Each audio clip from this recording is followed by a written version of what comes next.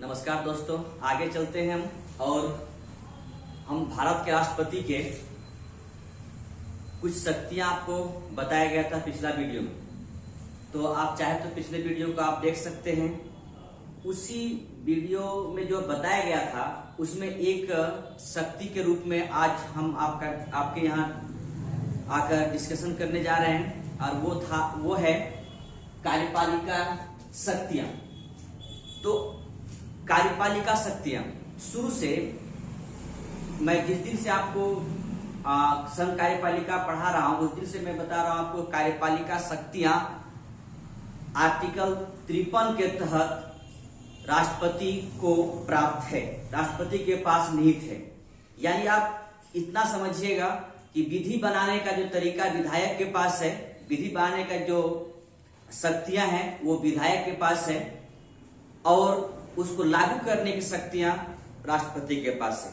आपको मैं शुरू से बताते आ रहा हूं कि आर्टिकल 53 के तहत राष्ट्रपति के पास कार्यपालिका शक्तियां निहित है और इसका प्रयोग या तो खुद करेंगे या फिर अपने अधीनस्थ प्राधिकारियों के द्वारा करेंगे। देखिए लिखा हुआ है, इसका प्रयोग या तो स्वयं करेंगे या अपने अधीनस्थ प्राधिकारियों के द्वारा करेंगे। अब यहाँ पर अधीनस्थ प्राधिकारी कौन है? अधीनस्थ प्राधिकारी का मतलब क्या है? तो आप इतना मोटा मोटी समझिए, बहुत ही सिंपल भाषा में, जो हमारे केंद्र सरकार की जो मंत्री है वो है अधीनस्थ प्राधिकारी राष्ट्रपति के। तो जितना भी काम होता है जो विधि बना संसद में, वो विधि को लागू करने का जो प्रोसेस है, प्रक्रिया है, या फिर उसको लागू कौन करवा सकते हैं? तो राष्ट्रपति के अधीनस्थ प्राधिकारी का मतलब है हमारे केंद्रीय मंत्रिमंडल। केंद्रीय मंत्रिमंडल यानी केंद्रीय मंत्रिमंडल लिखा हुआ देखिए यहाँ पर, केंद्रीय मंत्रिमंडल अधीनस्थ प्राधिकारी के तौर पर मौजूद है। या तो खुद करेंगे या इनके सहायता से वो विधि को पूरा देश में लागू करवाएंगे। अब यहाँ पर अधीनस्थ प्राधिकारी का आप कहेंगे मंत्रिमंडल कैसे लागू करवाते हैं? तो मंत्रिमंडल हर विभाग का अपना अपना मंत्री है, हर विभाग का अपना अपना मंत्री है। उस मंत्री का सचिव है, उस सचिव के नीचे और सचिव होंगे, कुछ ऐसे जैसे मुख्य सचिव, फिर संयुक्त सचिव, फिर ज्वाइंट, बहुत सारे सचिव के तौर पे बैठे रहते हैं। वो सचिव फिर नीचे स्तर के अधिकारी को देंगे, नीचे अधिकारी क्या करेंगे? डीएम को देंगे, डीएम लास्ट में वीडियो को या एसडीएम को देकर अपने जितने भी कानून है, जितने भी विधियां हैं, सब जमीनी स्तर पर लागू करवाएंगे। ठीक है, तो कार्यपालिका शक्तियां स्टार्टिंग में मैं बोलते आ रहा हूं कि कार्यपालिका शक्तियां 53 में दिया गया संविधान में, वो या तो राष्ट्रपति स्वयं करेंगे या अपने अधिकारियों के यानी अपने नीचे बैठे अधिकारियों के साथ में काम करेंगे। ध्यान रखिएगा, नीचे बैठे अधिकारी, अधीनस्थ अधिकारी का मतलब है केंद्रीय मंत्रिमंडल। ठीक है, हम आगे बढ़ते हैं। अनुच्छेद 77, अनुच्छेद 77 याद रखिए। इस 77 में ये लिखा हुआ है कि समस्त कार्यपालिका शक्तियां कृत्य राष्ट्रपति के नाम पर होता है। ध्यान रखिएगा, ये कार्यपालिका शक्तियां आपके राष्ट्रपति में निहित है। वो काम खुद कर रहे हैं या तो अपने अधिकारियों से करवा रहे हैं। तो जब सब कुछ काम खुद नहीं करके अपने अधिकारियों से करवा ही रहे हैं, कोई बात नहीं है। मान लीजिए, सपोज कीजिए कि हमारे गार्जियन हैं, हमारे गार्जियन अगर हमसे काम करवाया जा रहा है कोई चीजें, तो वो काम हम तो कर रहे हैं, कोई दिक्कत नहीं, हम कर रहे हैं, लेकिन उसका मेन जो जिम्मेदार व्यक्ति है वो कौन है? हमारे गार्जियन। ठीक है, तो इसी तरह की बात है। अगर किसी का मालिक ने कहा कि आप जाके यहाँ खोदना शुरू कर दीजिए, खोदना शुरू कर दिया, वो जमीन को समतल करना या फिर गड्ढा बनाना या फिर कुआं बनाना काम करना शुरू कर दिया।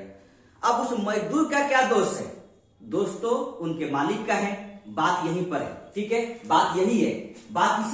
इसी बात का यहाँ पर चर्चा हो रही है कि अगर ये अपने अधीनस्थ अधिकारियों से काम करवा रहे हैं तो इस समस्त कार्यपालिका शक्तियां जो है राष्ट्रपति के नाम पर ही किया जाता है, राष्ट्रपति के नाम पर होता है। और एक बात ध्यान रखिएगा, सरकार का सभी निर्णय राष्ट्रपति के निर्णय माना जाता है। ध्यान रखिएगा, जब आप उस मजदूर को काम करने के लिए कहा गया है तो मजदूर तो काम कर रहा है, लेकिन तो निर्णय लेने वाला कौन व्यक्ति है? तो निर्णय लेने वाला व्यक्ति उसका मालिक है, ना कि मजदूर है। ध्यान इस बात का रखिएगा, ठीक है।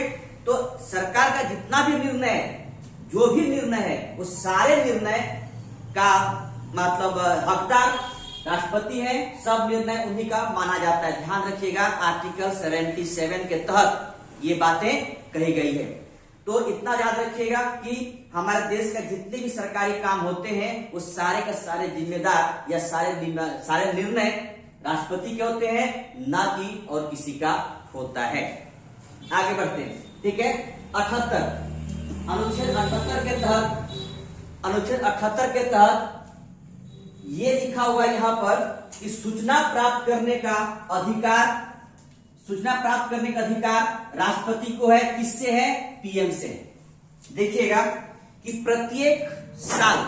प्रत्येक वर्ष क्या होता है, राष्ट्रपति अपने राष्ट्रपति संसद का प्रथम अधिवेशन में जाकर अपना भाषण देते हैं या अभिभाषण देते हैं। वो होता क्या है?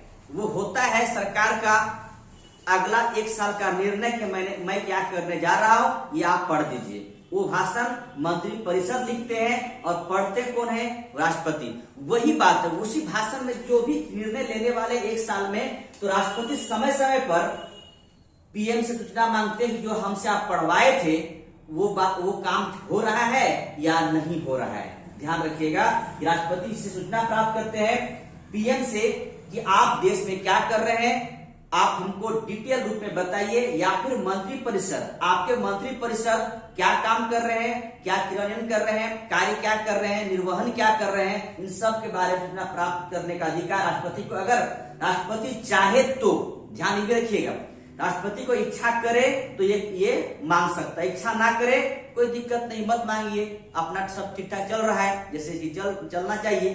तो अगर प्रेसिडेंट चाहे पीएम से तो ये सूचना प्राप्त कर सकते हैं प्रेसिडेंट आर्टिकल 78 के तहत। ध्यान रखिएगा, ठीक है।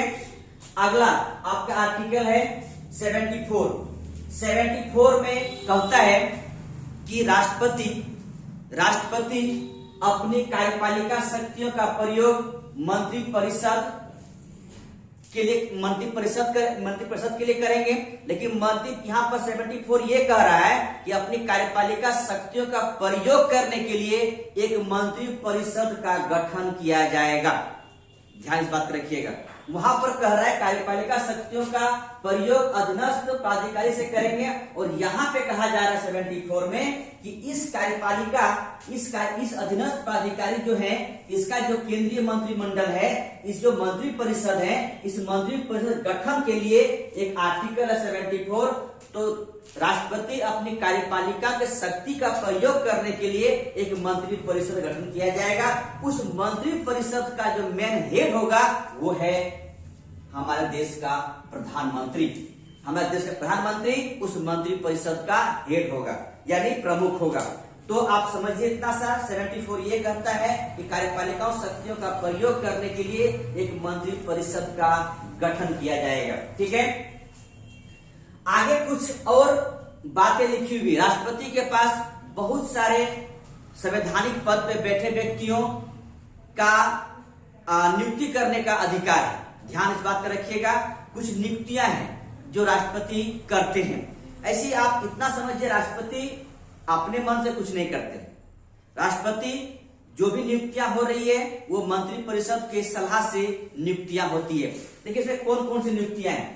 तो सबसे पहले संघ का जितनी मंत्री होते हैं सारे मंत्रियों की नियुक्ति राष्ट्रपति करते हैं, ठीक है।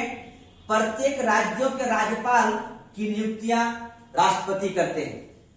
आगे बढ़े, जज यानी सुप्रीम कोर्ट और हाई कोर्ट के जितने भी जज हैं उसकी नियुक्ति राष्ट्रपति करते हैं। अटॉर्नी जनरल यानी भारत का महान्यायवादी जो सरकार का वकील होता है, केंद्र सरकार का वकील होता है, उनका भी नियुक्ति राष्ट्रपति करते हैं। नियंत्रक एवं महालेखा परीक्षक यानी सीएजी कैग का भी नियुक्ति राष्ट्रपति करते हैं। निर्वाचन आयुक्त और मुख्य निर्वाचन का मुख्य आयुक्त या अन्य आयुक्तों का नियुक्ति भी राष्ट्रपति करते हैं। अल्पसंख्यक आयोग का अध्यक्ष और सदस्य की नियुक्ति राष्ट्रपति करते हैं। SC/ST आयोग का अध्यक्ष या सदस्य की नियुक्ति राष्ट्रपति करते हैं। पिछड़ा आयोग का अध्यक्ष और सदस्यों की नियुक्ति भी राष्ट्रपति ही करते हैं। वित्त आयोग का नियुक्तियां राष्ट्रपति करते हैं। राजभाषा आयोग का भी नियुक्ति राष्ट्रपति ही करते हैं। ठीक है, आगे फिर से देखिए, मानवाधिकार आयोग, राष्ट्रीय मानवाधिकार आयोग की अध्यक्ष सदस्य की नियुक्ति राष्ट्रपति करते हैं।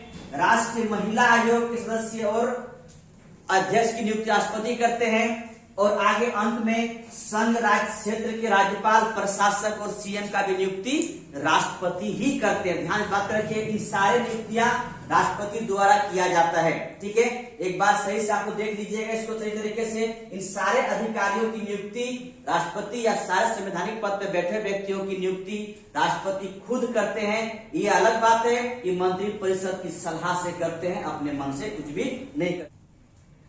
कार्यपालिका शक्तियां में आगे हम देखते हैं प्रसाद पर्यंत पद। राष्ट्रपति के पास कुछ ऐसे पद भी हैं जो उनके प्रसाद पर्यंत पर रहते हैं। क्या आप ऐसे कर सकते हैं, कुछ ऐसे संवैधानिक पद मेरे पास है, ये हमारे संविधान में है, जो राष्ट्रपति के प्रसाद पर्यंत धारण करते हैं। प्रसाद पर्यंत का मतलब आप इतना समझिए कि जैसे कि कोई प्रसाद दे रहा है, वो जितना इच्छा करे उतने आपको दिया जाएगा। ठीक है, प्रसाद पेट भरने का चीज कभी नहीं होता है। अगर थोड़ा चुटकी भर दे दिया काम चलेगा, अधिक देना था वो अधिक आपको दे दिया। आपका सगे संबंधी व्यक्ति है तो अधिक से देंगे, कोई पराया व्यक्ति है तो कम देंगे। ये प्रसाद की अपनी बात होती है। यहाँ पर वही वाला बात है, प्रसाद पर्यंत। ठीक है, प्रसाद पर्यंत का मतलब ये होता है कि राष्ट्रपति को जब तक इच्छा करे वो तब तक आपको अपने पद पर बने रहने देंगे। अगर नहीं तो जब उन्हें इच्छा कर जाए वो आपको पद से हटा दिया जाएगा। ऐसे कुछ पद हैं, जैसे कि संघ के मंत्री, जितने भी मंत्री हैं वो राष्ट्रपति के प्रसाद पर्यंत काम करते हैं। यानी कहने का मतलब जितना भी केंद्रीय मंत्रिमंडल है वो सारे का सारे लोग प्रसाद पर्यंत पर काम करते हैं। ठीक है, आगे आपका है राज्यपाल इन सभी राज्यों के राज्यपाल भी प्रसाद पर्यंत काम करते हैं। आगे आपके एक पद और है जो है अटॉर्नी जनरल, यानी भारत का महान्यायवादी, ये भी राष्ट्रपति के प्रसाद पर्यंत काम करते हैं। अब आप कहेंगे कि मंत्री जो पद है वो राष्ट्रपति कैसे हटा सकते हैं? राष्ट्रपति अपने आप तो हटा नहीं सकते हैं, लेकिन अगर PM सलाह दे राष्ट्रपति को इस मंत्री को पद से हटा दिया जाए तो वो मंत्री को पद से हटा दिया जाता है। ठीक है, इसी प्रकार राज्यपाल को भी यही हाल है। अगर राज्यपाल के बारे में कहा जाए, PM कह दिया जाए या मंत्रिपरिषद कह दिया जाए राज्यपाल का इस्तीफा लीजिए, तो राज्यपाल का से इस्तीफा लिया जाता है। और महान्यायवादी भी वही बात हाल है कि महान्यायवादी को सरकार जब चाहे तब हटा सकते हैं। PM या मंत्रिपरिषद की इच्छा अनुसार महान्यायवादी अपने पद धारण करते हैं, और नहीं तो मंत्रिपरिषद जब चाहे तब राष्ट्रपति से आग्रह कर सकते हैं इन सारे पदों के वाले जो बैठे व्यक्ति हैं इनको हटाइए, तो वो हटना पड़ता है या हटा दिया जाता है। ठीक है, आगे एक चीज लिखा हुआ यहाँ पर, अंतरराज्यीय परिषद आर्टिकल 263 के तहत में गठित किया जाता है। अंतरराज्य परिषद हम अगला एक वीडियो हमें बनाना पड़ेगा स्पेशल इनके लिए। बस आपको यहाँ समझाने की कोशिश में ये बात करना चाह रहा हूँ कि राष्ट्रपति के पास ये अधिकार है कि वो अंतरराज्य परिषद का गठन करेंगे।